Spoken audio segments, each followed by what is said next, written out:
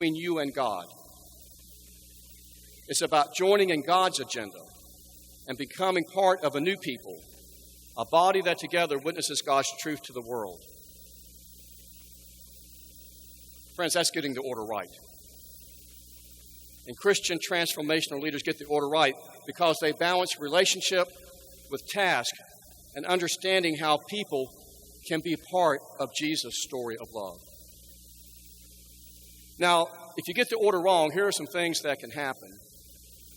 The first thing is when you get the order wrong is that if you get the task before the relationship, what will happen is that the change will only be temporary because no foundation has been placed for a cultural transformation to occur.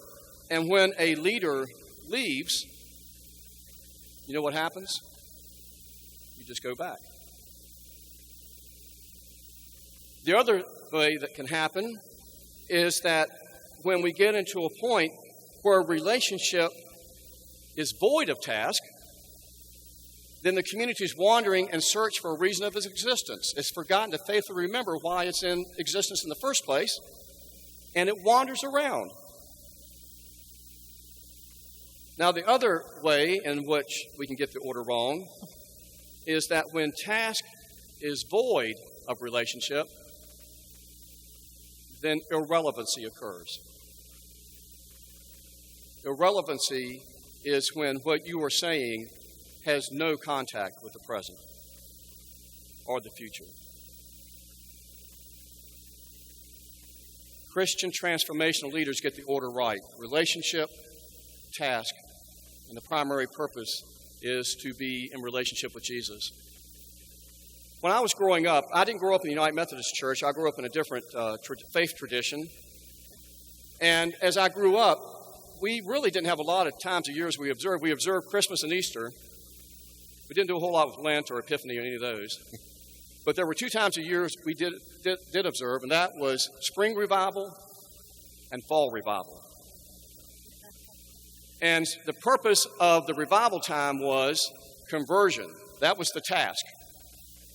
And we would always have a guest preacher come in, an evangelist or a pastor or preacher. And each night we would be there gathered, and we would have the preacher preach for conversion. That was his task. And as he preached, we would always come to a closing hymn. Usually Just As I Am was our hymn. No, I won't sing right now, thank you, Clarence. But as we would sing, usually what would happen would be that prior to the singing of the closing hymn, the evangelist would tell a story of a miraculous conversion. And then we sing the closing hymn, and if we didn't make it, anybody up front, we'd usually sing the last verse at least several times. Well, I remember one evangelist in particular who placed the task of conversion before relationship. Here's what he did. It is like emblazoned in my mind. As we're singing the last hymn, Just As I Am, puts his hand out to the piano and says, hold on just a minute. Now the Lord's placed it upon my heart that there's someone here this evening who has not let Jesus into his heart. Now the last time I had this feeling, nobody came forward. And then right outside the church after that, there was a terrible accident, and one of the people in the church was killed in the accident. And that was the person the Lord placed on my heart.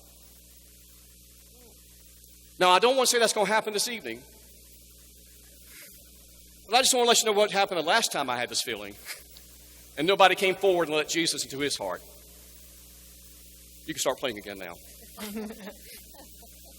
Well, I must confess, I don't remember my exact age. I was like 8 or 9 or so, but I can remember standing in the back pew of the church, gripping a hold of that pew. My knuckles were turning white, and I began to wonder who was not going to make it home. I began to think, have I let Jesus into my heart? I knew I had, but I wasn't so sure now. Well, we sang the last verse that at least 5 or 6 times. Nobody came forward. Everybody made it home safely. I asked my dad later on, I said, Daddy, how did that preacher know that the person in that car had not let Jesus into his heart? How could he know that? My father's answer to me was, Mark, he was just trying to prime the pump. Friends, I want to tell you that's task before relationship. Faith with Jesus Christ is not coercion. And faith with Jesus Christ is not a technique. Transformation is a living relationship with Jesus Christ. And when we get that order right, transformation happens. I have a story for you about task in front of relationship. And this really goes to show how that can become a culture of task before relationship. It's from the business world, which is where I'm from, and it's, again, in the health insurance world. So we had customer service reps, hundreds of them, right? And they were taking telephone calls all day. And on a regular basis, my team and I would listen to calls just to stay in touch with what was going on, and do our reps have what they need, and do we sound right, and are we really helping the customers? And remember, our strategy from the story this morning was to exceed customer expectations. So I'm listening to a call one day.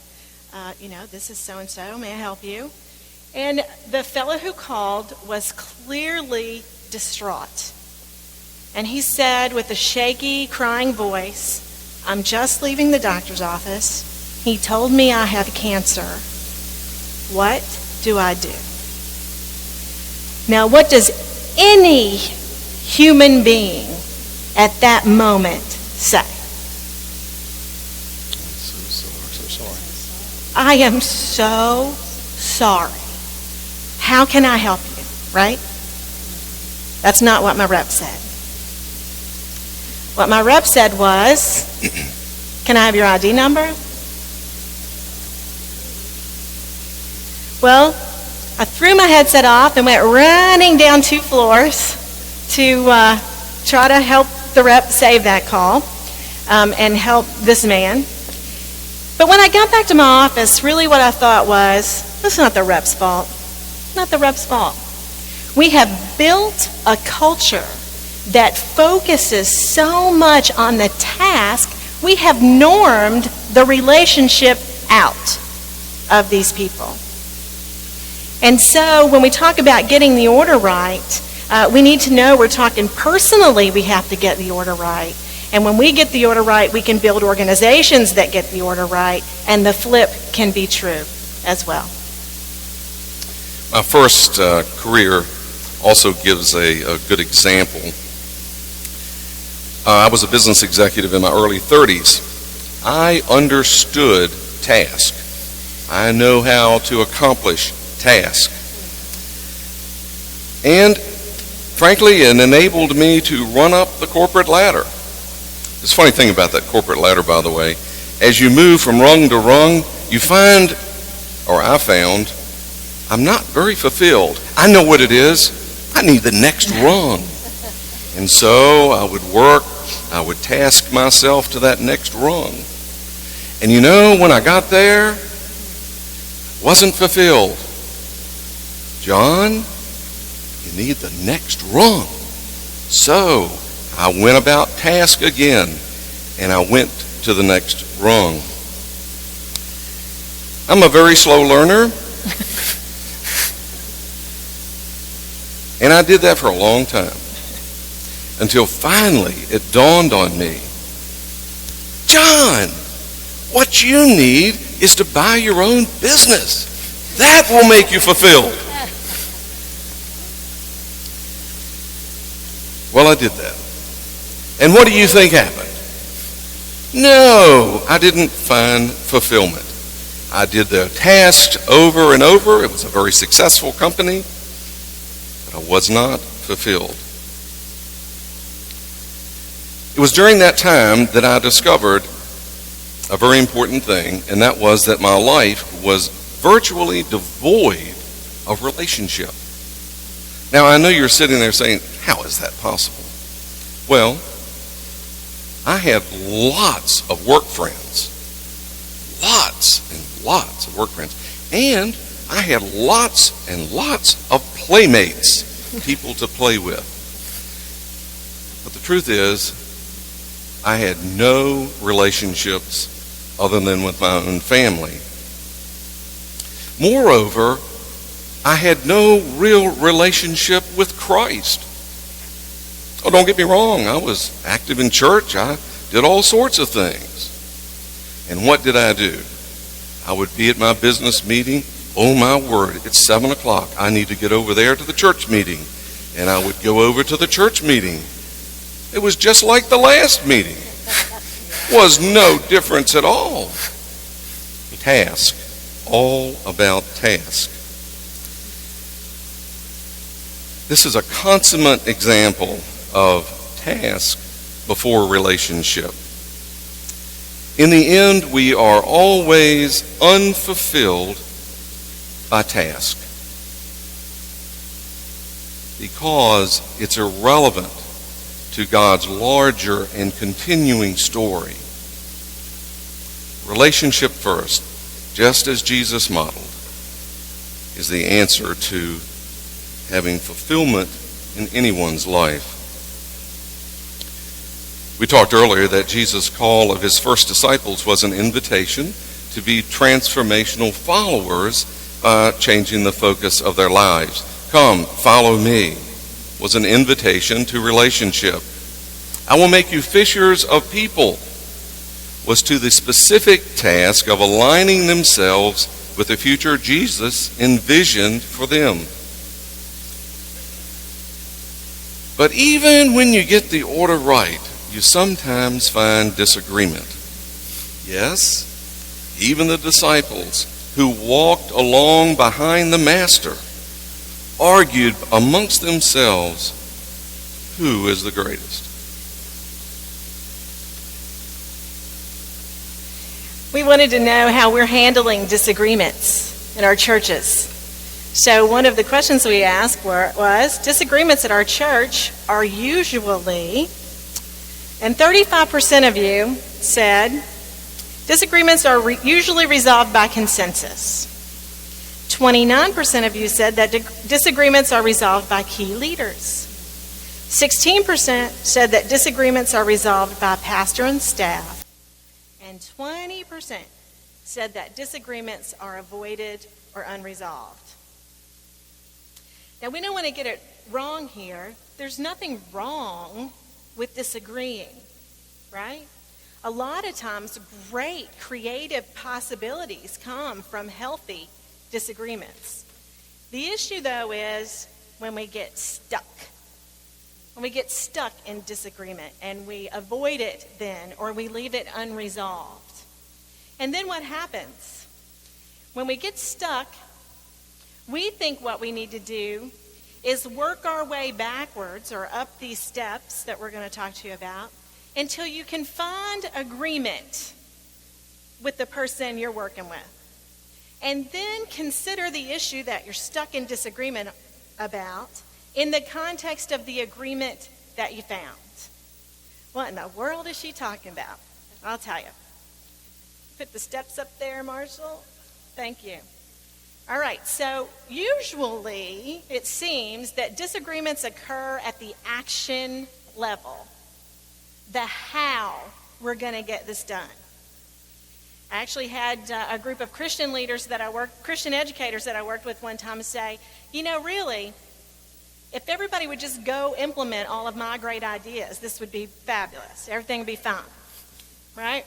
Because then you don't have disagreement about the how. Well, when we get stuck in the actions, what are we going to do next? How are we going to do this? And we can't get unstuck. What's left? It's just power, right? That's all you have to move the disagreement along. It's power. It becomes a win-lose, and that's the only way you have to break the disagreement. Here's what we think you should do. We think you should step back one step and ask the question, let's put that aside for just a minute. Let's put our disagreement aside for just a minute, and let's talk about the issue in terms of the facts. what's the current reality here that we're trying to address with this action? What's the current reality? What are the facts?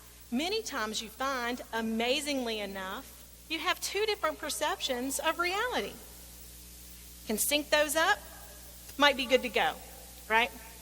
But if you can't agree there, we think you should take a step back and ask yourselves, ask each other, what are the goals we're trying to accomplish here? Can we agree on that? Can we agree what it is we're trying to get done? Not how we're going to do it, but what it is we're trying to get done. Can we agree there? And if you can't agree there, go a step further up and see if we can agree on our mission. Why are we doing this work? Why are we doing it? Right? That's our mission. Can we agree there?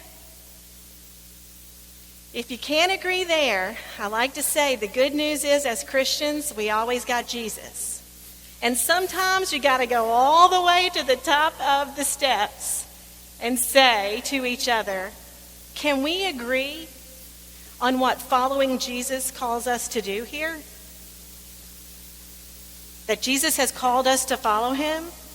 And if we can agree there, then let's come back down these steps and see if we can get to an answer, to agreement. So here's an example. We worked through an example one day with a group of pastors, and it was very powerful.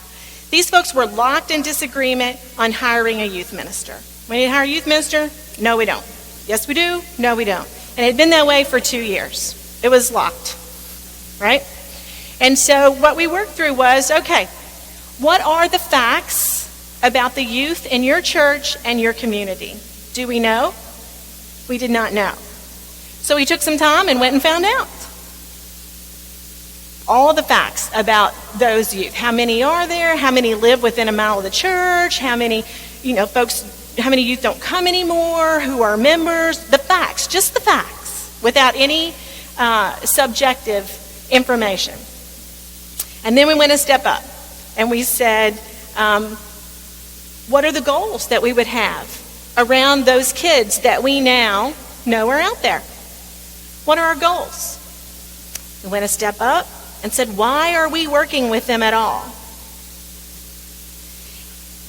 And then we're still kind of trying to find a level of agreement there. And then somebody came up with this. If we can't agree here, here, here, and here, can we agree that we know there are 20 kids who live within walking distance of this church who don't have a home church and probably don't know Jesus, and they need to? Can we agree on that? And they did agree on that. And interestingly enough, then, the agreement started to flow with new ideas, and they came all the way back down this model, and they came to a totally different place around the actions they were going to take relative to that issue. But do you see how when you're locked and it's just yes we do, no we don't, and you can't find any agreement there, that it's a power struggle? And the most powerful wins, or it's a win-lose, or you stay stuck. But if you can work backwards and ask these kinds of questions, and I mean really have this conversation, suspend the issue for a minute and let's work backwards until we find agreement, and then let's resolve the issue from there. Many, many times you can work toward a positive resolution. The other thing we know is that a lot of our church leaders are spending a lot of time in the how. Does it feel like you spend a lot of time in the how sometimes? How are we going to get that done? What actions are we going to take?